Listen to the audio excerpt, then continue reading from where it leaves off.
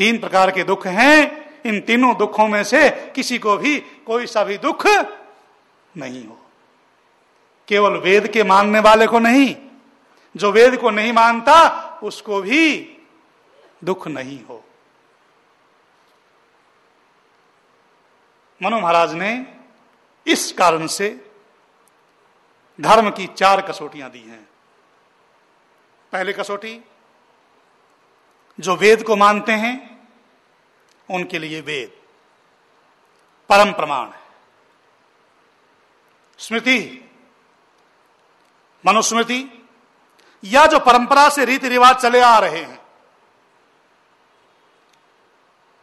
परंपरा से हमारे पिता ने बताया, उनको उनके पिता ने बताया, हमारी सास ने बताया, उनको हमारी सास ने बताया, उनकी सास ने बताया।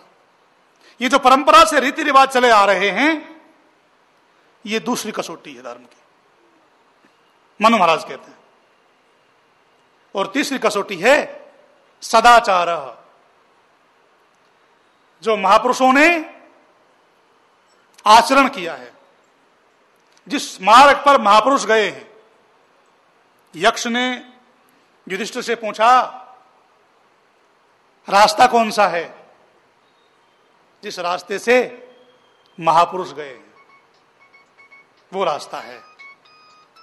तो मनु महाराज कहते हैं धर्म की तीसरी कसौटी है जिस आचरण का महापुरुषों ने पालन किया है, सत्पुरुषों ने आचरण किया है, जिस व्यवहार पर, वो सदाचार। परंतु जो नास्तिक है, जो वेद को भी नहीं मानता, परंपराओं को, रीति रिवाजों को ढकोसले कहता है, ढोंग कहता है, पाखंड कहता है, श्रुति की भी निंदा करता है, और सदाचार से जिसका दूर दूर तक का वास्ता भी नहीं है। वेद तो और वेद के अनुयायी हम तो उनके कल्याण की भी कामना करते हैं। इसलिए महर्षि मनु कहते हैं चौथी कसौटी, महर्षि वेदव्यास जी महाभारत में मनु की उस बात का समर्थन करते हुए कहते हैं, श्रूयताम धर्म सर्वस्वम।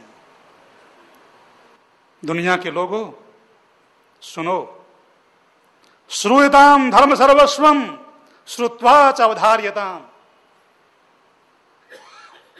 धर्म के सार को सुनो और सुन करके उसको धारण करो। केवल सुनना सुनना नहीं, केवल याद करना नहीं, उसको अपने जीवन में धारणा। कहीं कथा हो रही थी, देखो विद्या के 4 प्रकार हैं। महाभाष्य महर्षि पतंजलि कहते हैं चतुर्भि प्रकारै विद्योपयुक्ता भवति। ये आप विद्या पढ़ रहे हैं, ये वेद का ज्ञान आप सुन रहे हैं। विद्या ज्ञान चतुर्भि प्रकारै उपयुक्ता भवति। 4 प्रकार से आता है ज्ञान। विद्या 4 प्रकार से आती है। कैसे? आगम कालेन, स्वाध्याय कालेन, प्रवचन कालेन, व्यवहार कालेन इति। एक आगम काल, आप सुन रहे हैं, यह आपका आगम काल है।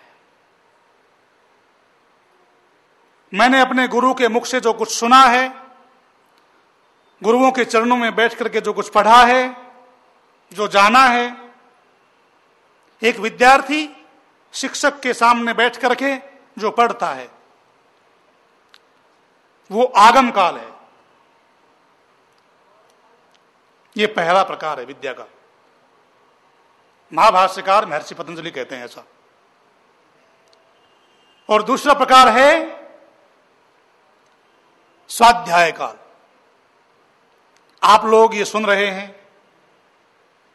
घर जाकर इस पर विचार करेंगे कि आज आचार्य जी ने क्या बताया था। विचार करना, चिंतन करना, और आज की भाषा में कहें तो हमारी माताएं अपने बच्चों को होमवर्क करवाते करवाते थक जाती हैं। बच्चे भी थक जाते, ये भी थक जाती। पिताओं को मतलब नहीं है, वो अपनी मस्ती मस्त। होमवर्क, जो कुछ आप सुन रहे हैं उस पर चिंतन करना, अपने घर जाकर विचार करना, एकांत में बैठकर सोचना, वो स्वाध्याय काल है।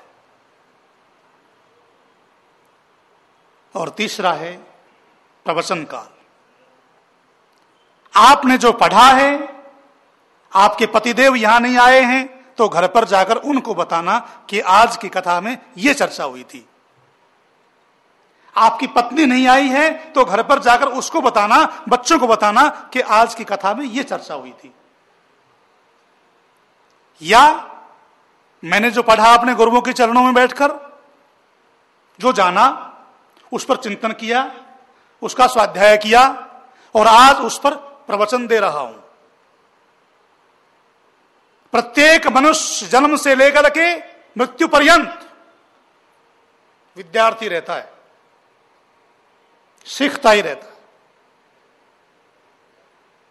मैं विद्यार्थी हूं, आप सब भी विद्यार्थी।